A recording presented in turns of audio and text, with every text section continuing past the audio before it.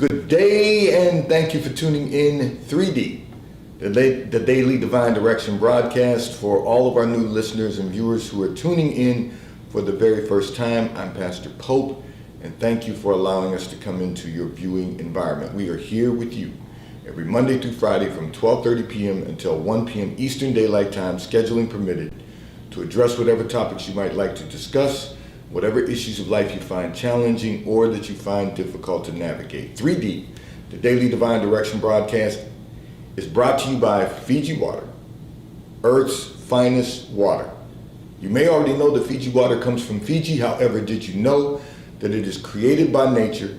It is untouched by man. It starts as a tropical rainfall which slowly filters through layers of volcanic rock. The water collects in a natural artesian aquifer where it is bottled right at the source, free from human contact until you unscrew the cap.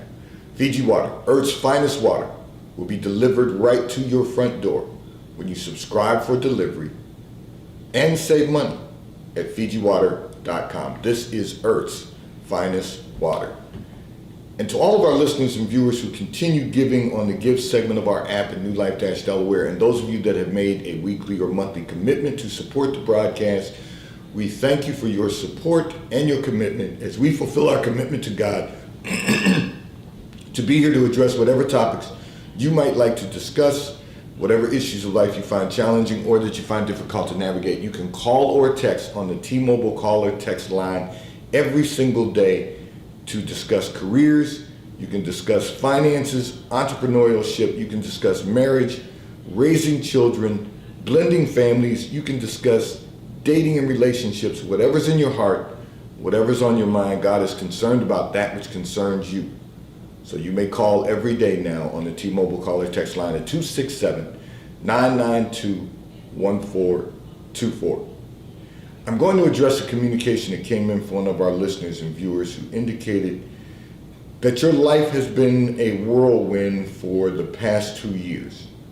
And you want to know, how can you finally get a hold on the life that you want to enjoy, that you desire to enjoy? So let me begin by saying this to you. First of all, you're going to find it necessary to prioritize what you want to experience and enjoy.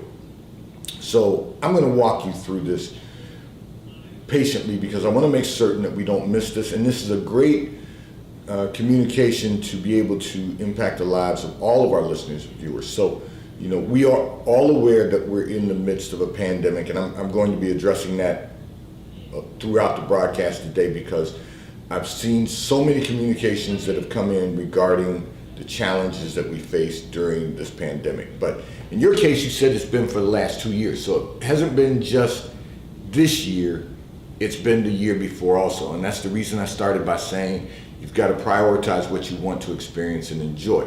But let me begin by saying this. Part of what you're dealing with is also the fact that we are in the midst of a pandemic. Okay, so some of the things that you would like to enjoy have been put on hold this year because of the pandemic. The problem is you weren't enjoying the experience prior to the pandemic. You weren't enjoying life prior to the pandemic because you were prioritizing everyone else's needs and wants above your own. Now, I don't want anyone to misinterpret that and say that we should go through life being selfish and that we should go through life being self-consumed, because that's not what I'm suggesting. What I'm saying is that you cannot prioritize everyone else and everyone else's desires and everyone else's needs and wants when most of the people that you are doing that for are grown adults who are going through their own development, their own maturation process. You're trying to keep them stable, having some stability in their lives, and you've been prioritizing everything that they need and want over your own priorities. So what I'm going to challenge you to do, I'm going to encourage you first. Well, I'm going to encourage you also. But I'm going to challenge you to do this. We are about to enter into a new year.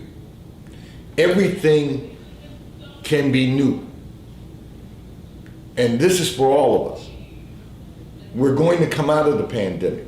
That doesn't mean that the coronavirus is not going to be with us. It doesn't mean that we're not going to have to make some necessary changes for public health. It doesn't mean that we're not going to have to make some changes in the way we do things. That too is new.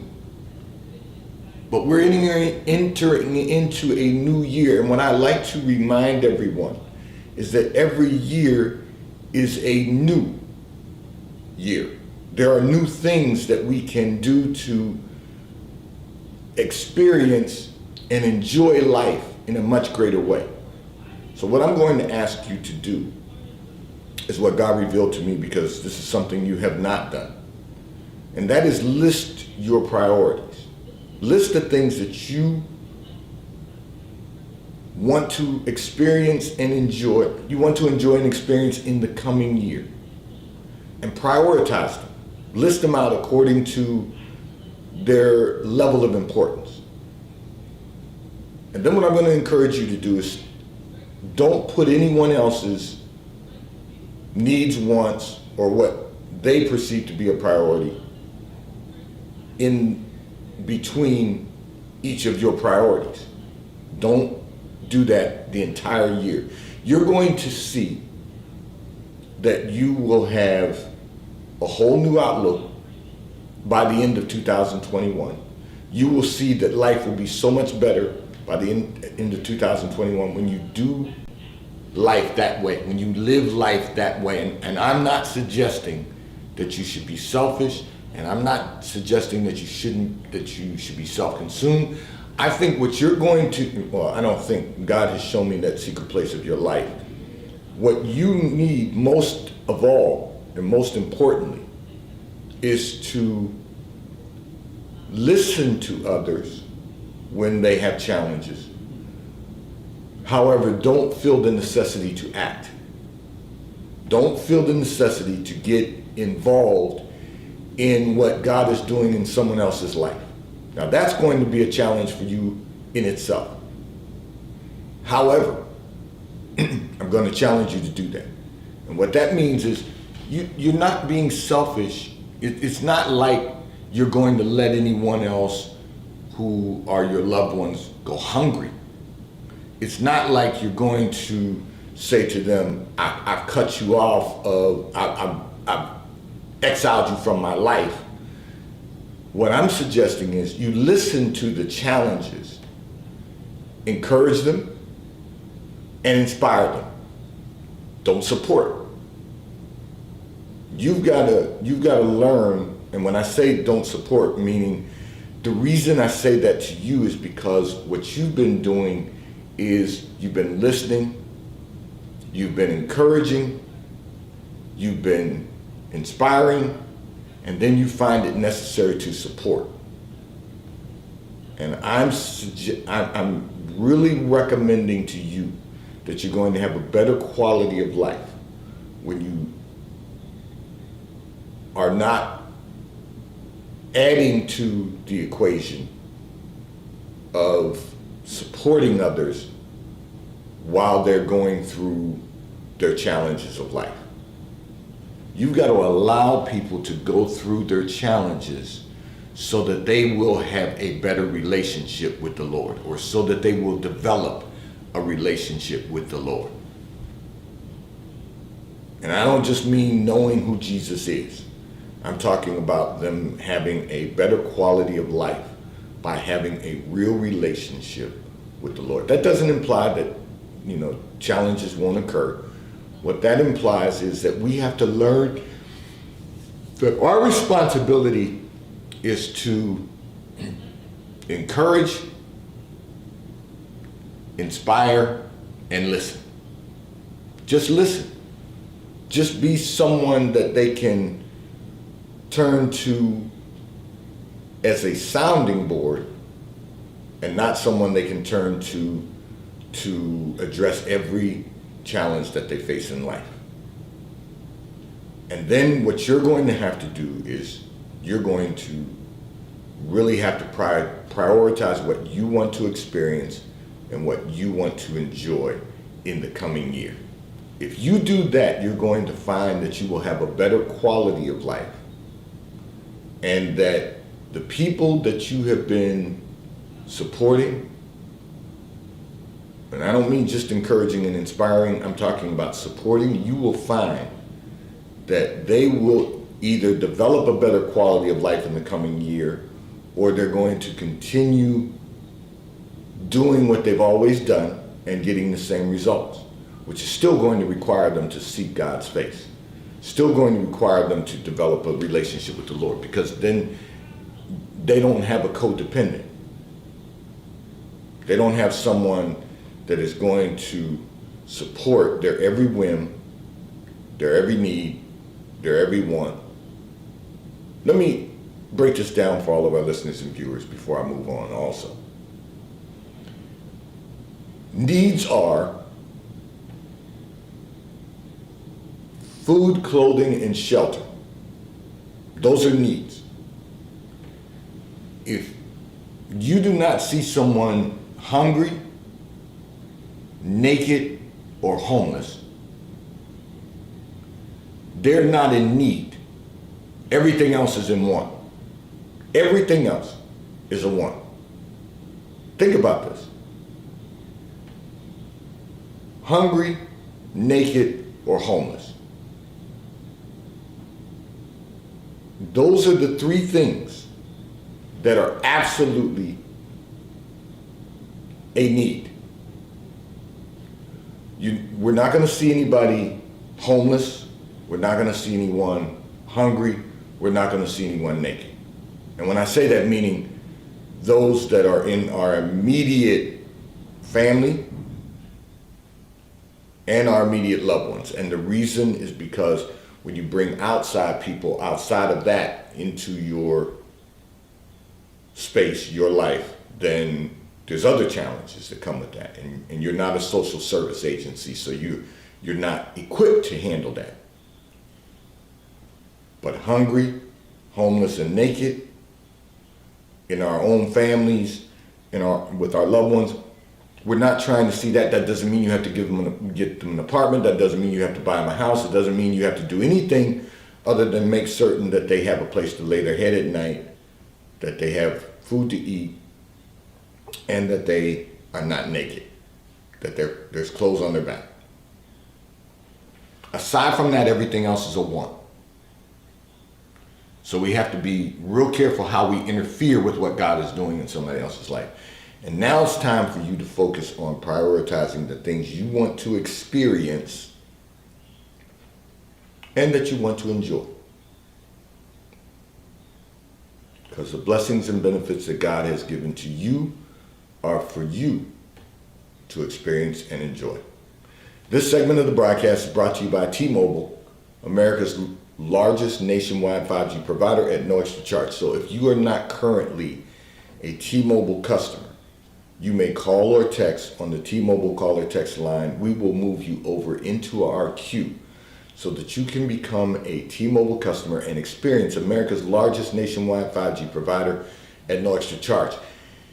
Taxes and fees are included in your bill, and if you auto pay by attaching a credit card to your account, you will receive a discount on your T-Mobile bill at T-Mobile, America's largest nationwide 5G provider at no extra charge. I'm going to address another communication that came in from one of our listeners and viewers who indicated that you and your colleagues have been working from home during the pandemic. And every week there has been a Zoom happy hour that lasts for 2 hours every Friday. However, you do not drink and you do not desire to participate. So let me say this.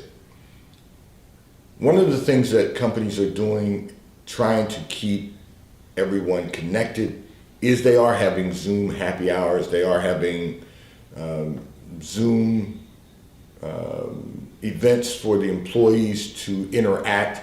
So there's nothing negative about the interaction, but I understand when you say you don't drink, you don't want to have a happy hour, you don't want to You don't want to sit through 2 hours of drinking with your coworkers and colleagues and them looking into your home and all of that. I get it. There's a lot of moving parts to this, but the reality is this. Sometimes we have to learn to be comfortable being uncomfortable. And what that means is you're not going to take up drinking because they're drinking. But the one thing I will encourage you to do, because we have to be involved when we are in a professional environment, we have to engage. So I would suggest this. There's part, and I haven't been on one of these happy hours, so I wouldn't know what that looks like, but I will say this to you.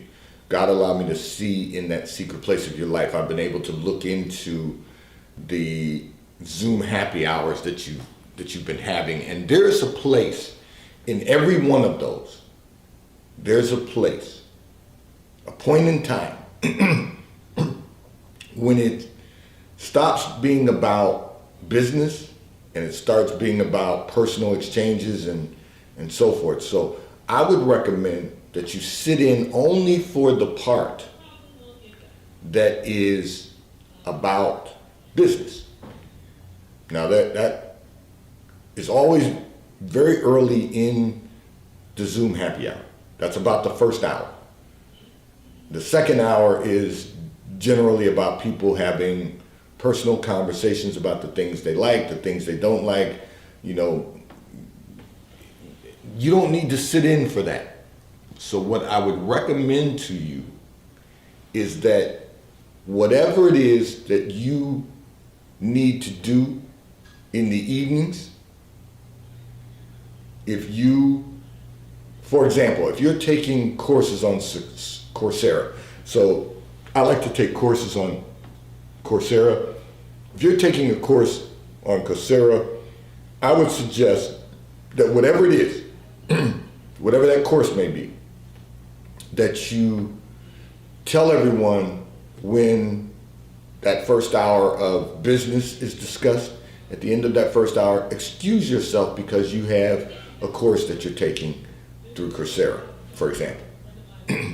If you like to work out at 6 o'clock in the evening, every evening, and the happy hour starts at 5 and lasts till 7, which I know it does, even though you didn't say that in your secret place, in your communication, God allowed me to see in that secret place. These happy hours are lasting. They start at 5 promptly, and they last till 7 every Friday. Tell them, you're going to, now that all the business has been discussed, you are going to depart because you like to work out at 6 o'clock in the evening, whether you're going to the gym or whether you're working out at home. Just whatever it is that you like to do, that you want to do, just sit in for the business portion. You don't have to sit in for the social portion. It might be, somebody might ask the question, someone might ask the question after the first couple of times that you do that.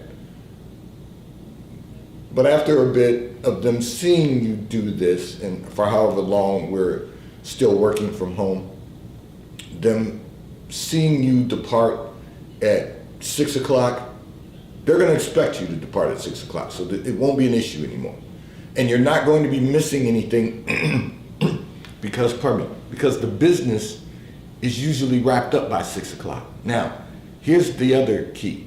If you have someone in your professional environment that you trust to give you all the information, if there's anything that you miss that's discussed from a business perspective after you leave the call at 6 o'clock, then ask that person to share the information with you. Or make a request that if there's something that is discussed after you depart from the call, or anyone, not just you, anyone departs from the call, that an email be sent out to share that information. There's ways to address this. But you don't have to sit through the entire 2 hours, and I know that's what you've been struggling with. But you don't have to sit through the entire 2 hours. If you can announce someplace that you need to be, or something that you need to do that is going to demonstrate that you're being more concerned about your personal and professional development than sitting on the call for 2 hours, during happy hour while everyone is drinking at home. Now this is, I really say this is giving people an excuse to drink more because we're in the midst of a pandemic, but it's also giving everyone a reason to be more focused on our health and wellness. So we really need to focus our attention on our health and wellness as opposed to focusing on, I can't wait until Friday because we're going to have a party. And one of the things that I think people are not realizing is if you're setting a specific time for a happy hour, we're probably going to find some additional days to do some other things that are not conducive to our health and wellness. So let's make certain that we're trying to be as effective as we possibly can in maximizing our health and our wellness.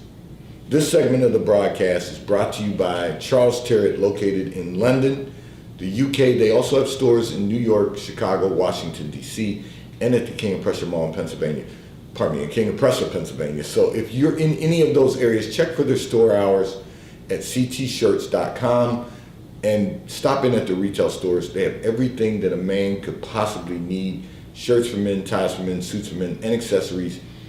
And if you're not in any of those areas, you can order from Charles Terrett at ctshirts.com. And right now, if you order shirts from ctshirts.com, you will receive 4 high-quality cotton shirts for $199. And they also have right now on sale, you can buy 2 cashmere sweaters for $179.50 at Charles Terrett at ctshirts.com. And the White Company, located in London, the UK, they also have a store on Fifth Avenue in New York. So if you're in New York, check for the store hours. Stop in at the retail stores. They have everything that you could possibly need: home goods, clothing for men, women, and children. And if you're not in New York, you can order from the White Company at thewhitecompany.com. They too will ship and deliver right to your front door in an appropriate period of time. I'm going to address another communication that came in from one of our listeners and viewers who indicated that you are getting married in 2021. However, both your parents are deceased, and you would like to request that your father-in-law, your future father-in-law, walk you down the aisle. So your concern is that your fiance has 3 sisters, and you're not really certain how they're going to respond to you wanting your father-in-law to walk you down the aisle. So let me say this. First of all, you're a very considerate person to take your future sister-in-laws into consideration. However, the relationship that you have with your future father-in-law, your sisters are very aware of. So your future father-in-law and your future mother-in-law have essentially accepted you in the family as another daughter. They know you're about to get married in 2021. You have a good relationship with your sisters and your sister-in-law, your future sister-in-laws. Here's the good news. You're entering into a family that has really good family dynamics. Okay, they all love one another. They all respect one another. They all are considerate of one another, and that in itself is a win, because we all know that most families have a lot of issues. Okay, I know what it's like to come from a dysfunctional family. Most families have a lot of dysfunction. Some families have some dysfunction. The family you're entering has minimal dysfunction at best. Minimal. It doesn't mean that everyone doesn't have their own issues, but they are a very loving family, very engaged family, very respectful family, and the young man has chosen someone who has a lot of similarities to their family. So you've been embraced in the family. The sisters love you. I need you to know, be at peace with this. They are not going to have a problem with your father-in-law walking you down the aisle, even though you didn't say this in your communication. One of the things God showed me in that secret place is that one of your concerns is that two of the sisters are not married. So your concern was that they might feel some kind of way because your father's walking you down the aisle before he walks them down the aisle. This is not an issue. This is not going to be an issue. And your father-in-law is going to be very happy to walk you down the aisle, and he's going to be very delighted that you would want him to walk you down the aisle instead of walking down the aisle by yourself, which you could do. That's perfectly acceptable. Your parents are deceased. And yes, you could ask someone else, to walk you down the aisle, but the reality is your future father-in-law is going to be honored by your request. I do think, let me rephrase that. I do believe that you're doing the right thing by talking to your future sister-in-laws and asking them if you think that they or your future father-in-law would be opposed to him walking you down the aisle. They're going to celebrate it. They're going to encourage you to make the request, and he will gladly accept. Congratulations. To God be the glory, and congratulations on your pending wedding. And I am believing God that you and your fiance will build a great quality of life, and that the relationship that you have and continue to develop with the Lord will bring you much joy, success, and the fullness of God in all of your lives. I'm going to address another communication that came in from one of our listeners and viewers who indicated that you have been finding it difficult to communicate with everyone. Everyone and everything appears to annoy you, and you want to know, how do you resolve the annoyance? So, I started off the broadcast talking about the pandemic and what everyone is dealing with in some way regarding the pandemic. Everyone is dealing with the pandemic differently, but everyone has been affected in some. It may be the smallest of form or a much larger form. Everyone has been impacted in some form. However, so let me say this to you. However, you have to first of all be able to deal with your anxiety about the pandemic. That's the first thing you're going to have to address. And then the second thing that you're going to have to do is to learn to pick and choose your battles. Everything and everyone cannot be an annoyance. So you have to pick and choose the battles you're going to fight, and you're going to have to understand that every battle is not yours to fight. Some battles are the Lord's. Some battles are for the Lord to fight for you. You have to show up. It's like when we were kids and someone, said they wanted to fight. You had to show up for the fight, and you might win, you might lose, but you still had to show up for the fight.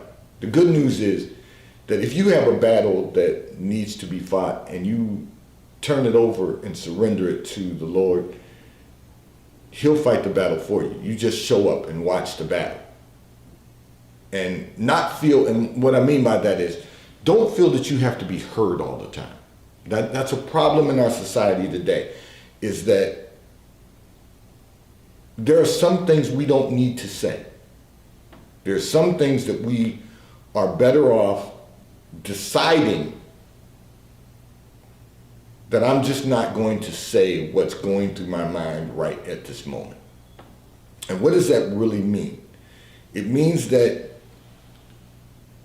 just because you think it doesn't mean it needs to be said. And when we have those moments, we need to ask ourselves, is what I'm about to say, when it is said and passes before God, before it enters the ear of the person I want to hear it, is it acceptable to God?